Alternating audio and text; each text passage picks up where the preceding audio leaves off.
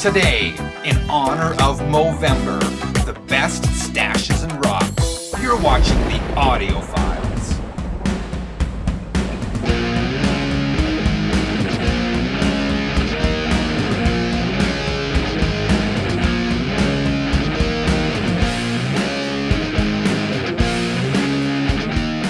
Hi, I'm Frank. I'm Hav. And you're watching the Audio Files.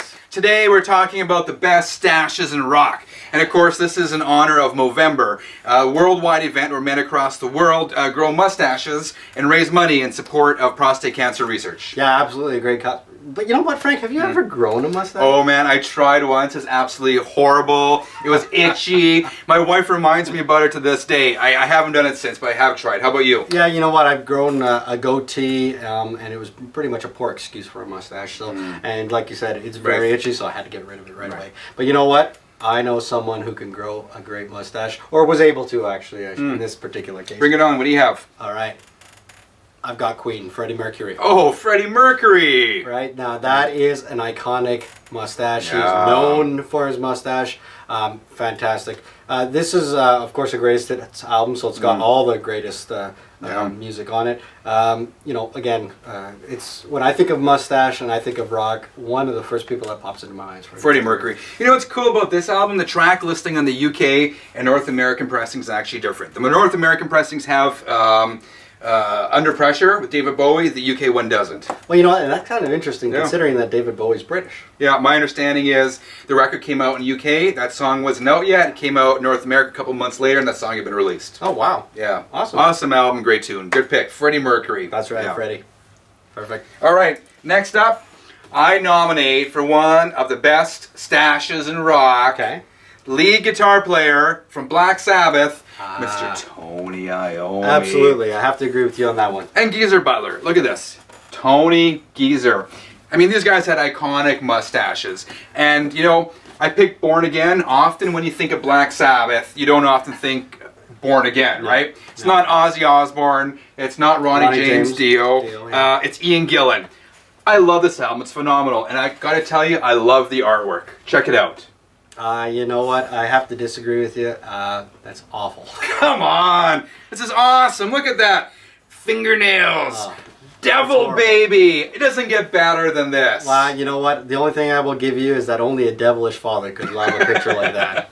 Okay? Come on, at least we gotta admit, I think we can agree that this album is great. There's songs like Trashed, Born Again, Zero the Hero. It's a great album. Well, you know what? I mean, it's their third lead singer that they're going, and again, I guess they're hoping that their career will be born again after that one. But yeah, it's got some great tracks, and I will give you Tony Iommi. I mean, he has had that mustache throughout the entire career. Iconic mustache. Absolutely. Mr. Tony Iommi. But you know what? I have a band for you, a little bit more modern. More modern. Most people say heavily influenced by Black Sabbath. All right. And also has had a mustache or a goatee, some sort of facial hair throughout his entire Bring it on. What do you have? I've got Bad Motor Finger, Soundgarden. Chris Cornell. Absolutely. Yeah. So there you go. You've got Chris Cornell there in the background with his mustache. Of course, you've got Kim Thale, the guitarist. But we're going to focus on Chris Cornell because, again, it's Movember, it's mustaches. It's a great album. Absolutely. It's one of my favorite albums. One of my favorite songs, actually, from Soundgarden is the Jesus Christ Pose. You've got Johnny Cash that actually covered Rusty Cage. Rusty Cage, awesome, too. You know, this album is really great. It's, you know, that whole mixture of that bluesy, kind of Black Sabbath-y, Led Zeppelin, really mixed up with a psychedelic kind of rock. You know, great album. Did you know, and I've always wondered this about their name, Soundgarden, where it came from. And actually, they had a statue or really an art project out there that out there being Seattle. Where they have a number of pipes there where the wind blows through it and different lengths and whatnot. So it's really kind of like a Soundgarden. That's where we get the name from. Yeah, absolutely. And you know what? Everyone, you know, they've really been lumped in with a lot of the Seattle bands. Yeah, the grunge thing. The grunge thing, and I really don't see them so much as grunge as being from Seattle. But either way, you've got Chris Cornell, you know, went on to Audio Slave and still doing his own solo career. Anyway, great album, classic mustache. Yeah, the whole mustache goatee thing was kind of part of the the grunge thing as well. I know you're not saying Soundgarden is necessarily part of that, but you know, it was the times too. Absolutely. Yeah, great album, good pick. Yep. Well, staying with Seattle, I got another Seattle boy for you. Okay. Mr. Jimi Hendrix, the Yes. Jimi Hendrix Experience. This Absolutely. was their first album. Are You Experienced? This is a phenomenal album. I love. It's a classic It album. was groundbreaking. Look at the track listing on here: Manic Depression, Hey Joe, The Wind Cries Mary, Fire, Foxy Lady, and of course Purple Haze. Purple Haze, this is the tune. Look at that stash. This is the mono pressing, by the way. Oh, really? Purple Haze, this is the song guitar players aspire to play. No. Once Here you've we go. played Purple Haze, I mean, this is the ultimate guitar song to play. Okay, give it up. Okay, I'm still having flashbacks of when I was 16 years old, turning on the television, and I don't know how you managed to do it and convince those people to put you on television playing Purple Haze, but that video, it's been burned into the back of my head.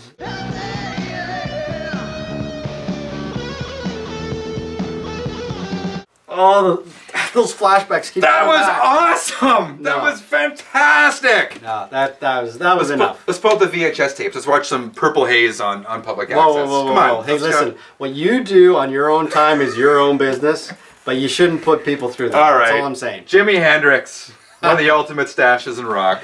Absolutely. You know what? I can't agree with you more that is a classic album, but I've got one better. Come on. You've got one. Hendrix. You've got one mustache. I've got four. Oh, the Beatles. That's right. Sgt. Pepper's and Lonely Hearts Band. This Right. album. It's an amazing Four album. stashes. Okay, this is the first album that they had after they stopped touring. Right. A lot of people refer to this as the first concept album, where you had various musical styles within the one album. You know, it was groundbreaking also because you know, they actually came on and pretended to be another band. It wasn't the Beatles. Sgt. Pepper's. That's right. Lonely Hearts Club Band. You know, later on, My Chemical Romance did their Black Parade, the same sort of concept. You know, the other thing about this, and there's a little bit of Canadiana in it, you see Paul there? Yep. You see that badge? Yep. OPP. Ontario Provincial Police. Yeah. You and I know that. Yeah. But a lot of people thought that said OPD. Officially pronounced dead. Paul is dead. That's right. Yeah, That's right. Yeah. And the other nice thing about this one is this was another album where it's the first time on the liner they had all the lyrics. Really? It was one There of the wasn't first. a thing? Yeah, it was one of the first. So groundbreaking in so many ways. But I can even top that. What? If you love this album Yeah. and you wanted to be a Pepper too, you could. It actually came with cutouts. No way. And look at that. A cutout, that's right, of a mustache. Right. So you're saying back in the day, kids would have had this at home. They would have cut this out in the 60s and worn the stash and done all this. Absolutely, right there. Stuff. There's the mustache. Nice. So this, to me, is the ultimate Movember album. The ultimate Movember. You know, you're close. You're close. I agree with you that is an excellent album, but I got one better. I don't know. It sounds like you're almost disagreeing with me. About Check this out. My nomination for the best stash in rock. Bring it. Lemmy. Motorhead. Lemmy Really? has the ultimate stash in rock. I don't know. Check it out. Let me check this. Hey, you got a mustache. Yo, man, what's on your face? Oh wow, the power of Lemmy commands you. The power of Lemmy. All right. Obviously, Lemmy has the best stash in rock. And check this out. Motorhead, Ace of Spades. Ace of Spades, I would argue, is representative of their best album ever. The Chase is better than the Cash. The title track, Ace of Spades, doesn't get better than this. I nominate this for Lemmy for the best stash in rock. What do you say? All right. Well, let me tell you, out of all the musicians out there right now living, he has the ultimate stash. We agree. Yeah, absolutely. All right. Excellent. Thank you all for tuning in. We got the best stash in rock. We got Lemmy. Please leave your comments if you like this episode. Like and share it on your Facebook and your social media. Thank you for tuning in. We'll catch you next time. Absolutely. See you next time. See you next time.